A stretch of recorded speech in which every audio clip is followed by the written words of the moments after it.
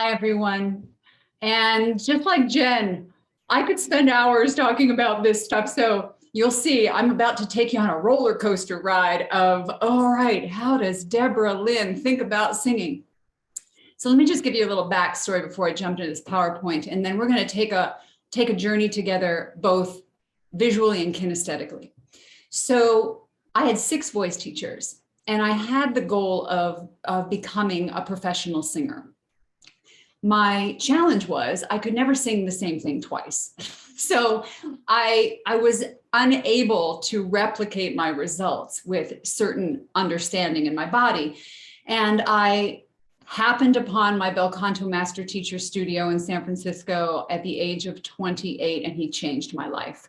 So I'm going to end pretty quick here. You're going to know why. But what I want to say to you before we start is curiosity is really helpful with these mechanics, because a lot of what I'm going to be sharing with you is backwards. And also understanding that my father was a baritone aeronautical engineer who sort of revolutionized aeronautics for the world. I have this mind that is constantly trying to help folks understand what is happening inside my engineered body. So real quick, I'm going to do my share screen here. And just one moment. And here we go. All right, so the first thing that I'm going to say to you all is that I think of you as magic, all right? That we are designed to be optimal acoustic resonating instruments capable of expanding, resonating, and ringing sound effortlessly with no force. This is, in my mind, a paradigm shift in singing from what most of us are used to in terms of our bodies and struggle, all right? So I've added the phrase below because I think this will help those of you that have seen me before and you've gone away with kind of like, okay, how do I think about this? How do I kind of breathe this in, if you will? This phrase, inhalare la voce, inhaling the voice, is a fundamental principle of bel canto. And what does that mean? In 1800, the master founder, if you will, of bel canto, Manuel Garcia, and his son, who developed the laryngoscope, mapped the physiology of the body. They figured out a way to open the body, sustain it basically in a stabilized, if you will, poised, still way, and activate all the inner workings of the mechanics of the voice with absolutely no thrust forward. So that's what I'm going to try to help you understand what's going on in the way that my body works. So first we have to kind of go into what our bodies normally think. Well, our body thinks that we have to move sound, right? We have to propel sound, project sound, move sound. If we're going to be heard in a house, heard in an audience, we have to be able to move our sound towards them. So there's usually some distance involved in this. There's the microphone, the director, the judges, the 10th row, and perhaps in the day, the exit sign. Now, as a result of that, in our body has started to think of air like gasoline, gas to go.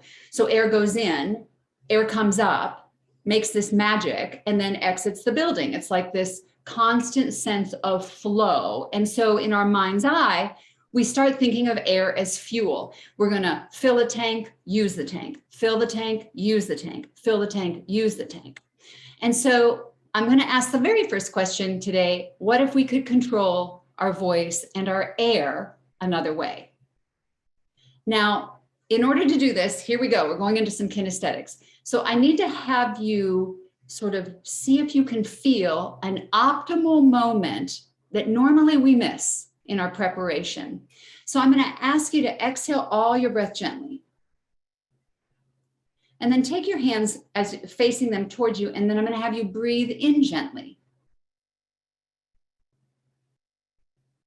And release. Then I'm going to have you do that one more time, just very gently, inaudibly and silently is the name of the game with bel canto. And release. Now, for those of you that are more kinesthetic, you may have noticed there's a moment when you're pulling that air towards you that everything stops moving. All right, release. Now I'm going to have you think the sound ah, A-H. I'm going to have you keep your hands coming towards you as you do this, and we're going to do what I call a surprise breath, but we're going to do it inaudibly. So it's like we're going to open the instrument up and release. And I'm going to ask you to do that 3 times.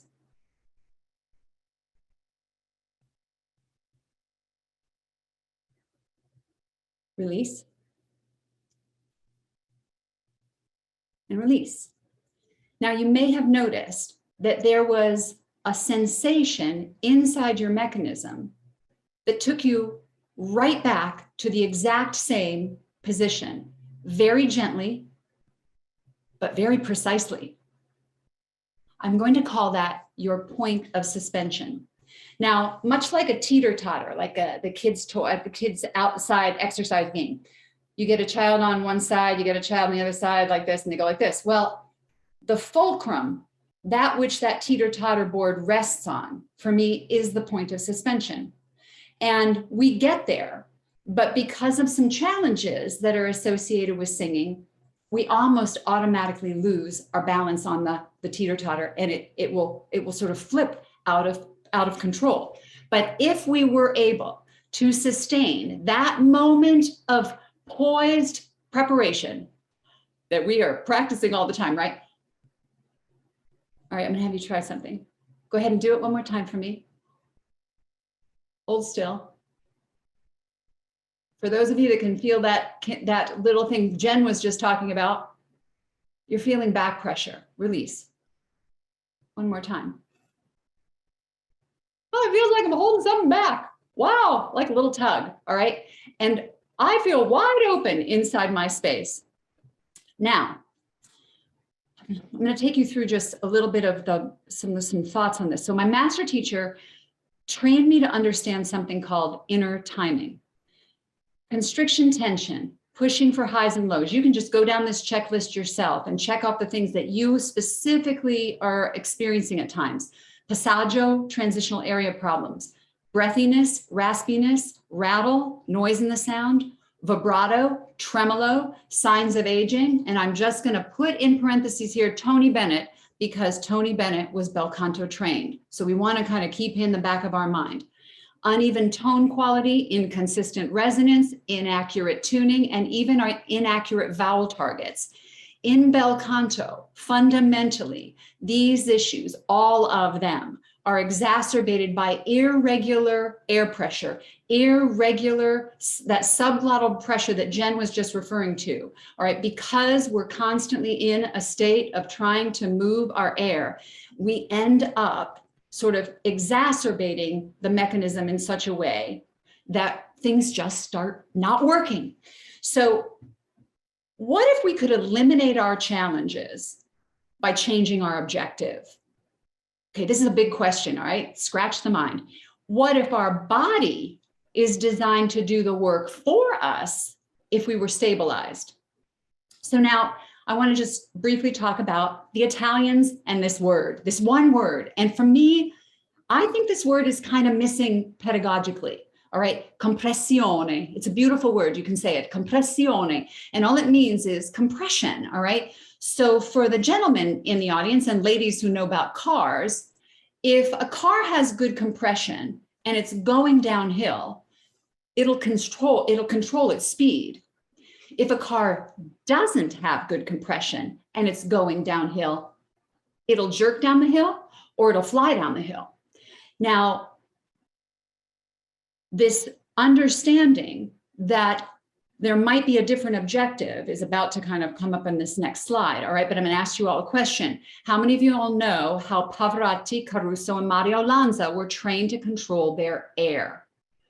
All right. And when you hear this, it's going to be a little bit of a mind twist, all right? So we're going to play a game. They were trained with something called the candle flame exercise. Their teacher lit a candle 2 inches in front of their mouth, and now they were given an instruction. And most of us will think that the instruction was either to blow out the candle or not blow out the candle, something to do with that flame kind of extinguishing or not extinguishing. But the reality is that they were told not to bend move, or flicker the flame. Now, if anyone's ever heard Pavarotti sing, all right, first we just got to get our head around this. He is taking in what we'll call a more Verdi or Puccini breath, something more like what we're mostly used to nowadays, with moving down towards the abdominals and the diaphragm. In the other older days, when they talked about diaphragmatic breathing, that area that most of us are used to kind of playing with. Well, that's sort of current day Italian methodology. Bel canto is earlier, 1800 to 1840. And it was a much, much gentler approach because they weren't singing Puccini-esque. They weren't singing darker, richer, resonant sound. They were singing clear, ringing, effortless, legato that could control half-step patterns moving at breakneck speed on a single breath for 16 measures, okay? For me, that's when I knew that my training was related to my father's love of barbershop, because you just think about the demands of barbershop, right? So here we're gonna do this, all right? I don't use a candle flame because I have too much hair. I'm gonna ask you to use your hand. And I want you to just, at home, because you're behind your mic, you can sing whatever you want. But you're going to put your hand 2 inches away from your mouth, and I want you to just go ahead and sing for a few phrases. All right, here you go.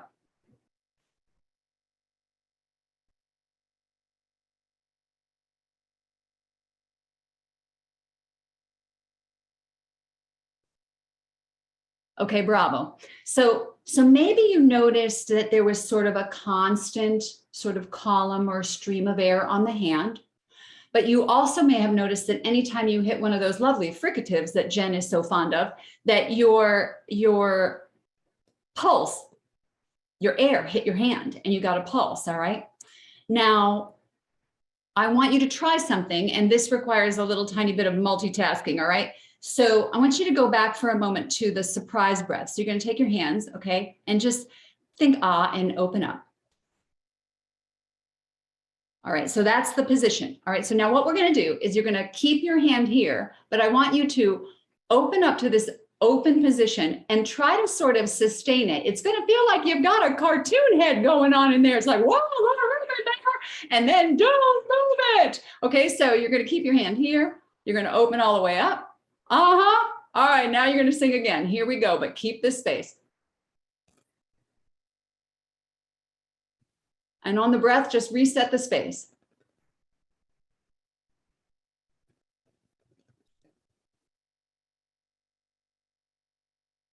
Bravo, and release. Now you may have noticed that when we added this suspension internally in the instrument and you kept your hand here, you didn't notice as much. You didn't notice as much air on the hand. You didn't notice as much of the issue with the plosives and the fricatives hitting the hand. Well, it's because something internally is actually assisting us to control our air. So before we do it again, I want you to do it one other way. Without the, you can do it without the suspension. Just think, try that you're going to not hit your hand with air. All right, so just one more time, sing, but this time really try not to hit the hand.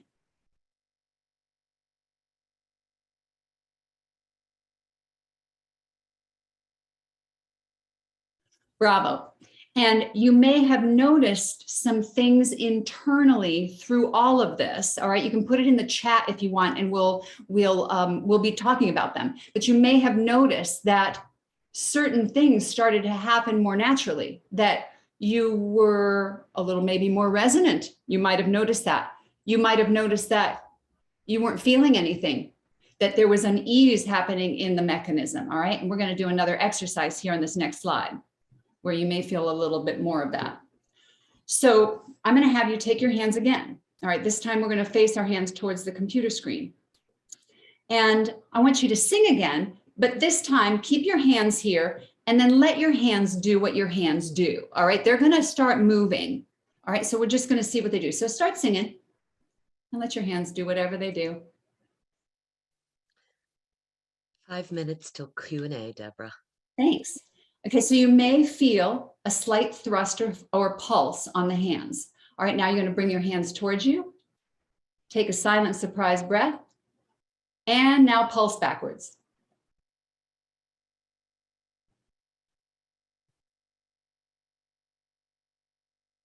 Bravo. In that process, you may have noticed something about how it felt inside your instrument as you were singing.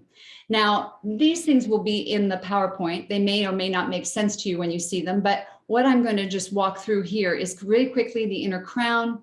This pharyngeal wall, this posterior pharyngeal wall is capable of pulling into position.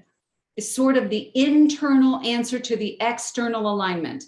And that internal pharyngeal wall, when it's reinforced in a very gentle, poised, buoyant, kind of cartoon head kind of way in there, can actually stabilize our singing and cause this reaction to occur in us called this inhalare. It's more that we're going to pull the voice towards us than push it away, which is essentially the distinction that we make with the bel canto is instead of us going this way, the Italians are thinking we're pulling towards us. We are actually holding our air back, not letting the air push through. One way that you can also play the game is that you can open up and start articulating like you're talking to yourself when you're really, really annoyed with yourself. And what will happen is you'll start to feel that sound ping off you. And if you do like a ballad phrase, you open up, start articulating towards yourself, feel it pull through your head. So like, I'll just demonstrate for a second, sort of like Jen did as well. So I'm pulling in. Let's start at the very beginning. A very good place to start. When you read, you begin with A, B, C. When you sing, you begin with Do, Re, Mi. So you might have noticed that my breath resets were silent. And you might have also noticed they were really quick. Like, okay, how do you do that? How do you, okay. So now here comes the piece for you with the COVID and the mask in bel canto, is when you reinforce the inner alignment, pull yourself into the alignment, and you reinforce it with that back wall of your mouth very gently. There's no tension at all. You feel nothing. It causes this internal reaction to control the subglottal pressure for you. It's like it's holding the whole thing, the whole system in what we'll call the Bernoulli effect, the equalized pressure above and below, except you're doing it for the entire phrase. All right. I'm going to add the filibuster exercise. We'll do it really quick. All right. So when I said that I think everybody actually knows how to do these mechanics, this is what I mean. If you've ever been irritated and you've ever had to have a conversation with someone that you did not want to be interrupted. All right. So what you do is you're going to open up and hold still. And I want you to start talking and I want you to not let anyone interrupt you. It's good. So I'll do it and you just keep having fun with it. All right. So you're going to open up. Hold still. All right. I can't believe that you just did that. I am really irritated here and I'm not going to put up with this. No, do not interrupt me. I am going to keep articulating. I'm not going to let this conversation go until I'm done with it. No, do not interrupt me.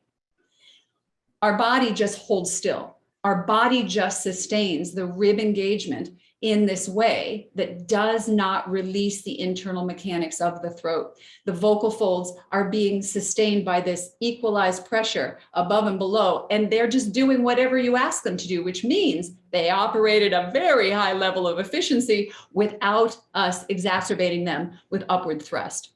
So we'll see what happens and comes up in the questions here. But in bel canto, all the magic is in you. You're gently suspended and poised. You're consistently reinforcing the posterior pharyngeal mechanism. You're pulling towards you and through you, and your resonators are activated. You see these crazy like roadmaps I've got here in the magic head. Precise but gentle articulation keeps everything in play. Reinforced rib stability stays consistent throughout every phrase, all the way to the end of the phrase. And as my teacher said, most singers let go 2 seconds too soon. If you hold all the way to the end of the phrase, you're going to get an energized release and a reactivation of your mechanism automatically, because we are designed to re-equalize air pressure naturally. It's what we do as human beings in voluntary breath. Head resonation spaces get activated. We activate our nasal resonators, which for me, open faces become very important in this work because it's the activation of your ring zone. So Sue, I'm guessing there's some questions there as I ran through those last slides. We do. We have a couple. One that was asked earlier, does the sense of the air pulsing change at the extremes of the voice, bottom and top of range, or the softest or fullest of sounds? No, there's no shift there is no sensation internally at all, ever, above and below. Nothing changes. Nothing changes. But what we do in order to sustain the stretch that's causing the mechanism to control itself that way is that there's a sensation of opening up. So for example, I'm just going to take you all to real quick a pitch. I want you to take a breath. You don't have to sing, but just prep the inside space for this note. And then prep the inside space for this note. And you notice how much higher, deeper, and more engaged you get on the octave up. So a simple thing you can do to practice, okay, what do you have to do? Well, we will be more prepared for the high space all the time. So we're maintaining more integrity internally all the time, ready for whatever's going to happen. And there's no collapse on the descending line. How do you stop the flame flickering on consonants like B, P, and the fricatives? Well, that's a very good question. And so I believe the answer is practice, practice, practice. The thrust, all right, so every single syllable in English collapses. In the work with bel canto, we're going towards ourselves and there is no thrust. So the inhalate causes that implosion of consonants as opposed to explosion of consonants. Very good. Susan Casey asks, scared to hyperventilate when trying to get through a long phrase. How can I avoid this? Yes, so the reality is that the suspension of air pressure is actually quite natural to us. If we overbreathe, which just everybody take a really big breath. If you notice something happening right here, it's the immediate overpressurization of this part of the mechanism. So when we're doing this work and we're suspending those ribs, the air is essentially being reinforced in us. And then when we breathe, we are refreshing the air like we would if we were talking, when we're not aware of the fact that we're breathing. So the easiest way for me to answer it directly is that we are singing on top of a speaking breath in bel canto. And also asked, how do you get to the point of suspension so quickly and every time? Well, I'm going to say practice, practice, practice again, but part of it is that I'm not losing it. So I think that, for most of us, as we're singing a phrase, I'll turn a little sideways, as we pull in, right, we're singing and then we start to, as we come to the end of the phrase and we're pushing our air out or we're trying to use up all our air, we collapse. As we collapse, we've got to refill the whole balloon. In this work, because I'm maintaining, once I'm up at the beginning of a song, I'm up. I am maintaining my alignment for the entire song. So my internal position goes into position on the first breath. And at that point, because I'm maintaining and reinforcing this alignment the entire time I'm singing, on the reset breaths, I'm way closer to refilling the lungs very fast and very efficiently, if that makes sense. If I come down this way and I've lost too much ground in those lungs, then I have to actually suck air towards me. When the mechanism is more reinforced throughout the phrase and I'm not losing that integrity, then the mechanism just lets us kind of very gently and inaudibly breathe in quickly.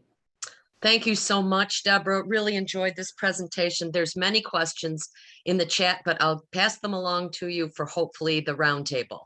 Well, and yes, and like Jen said, if anyone wants to email me, you're happy to do it. I'm always happy to talk about this. I'm fascinated by the fact that my body actually does this. This is like pretty cool. Thank you, Sue.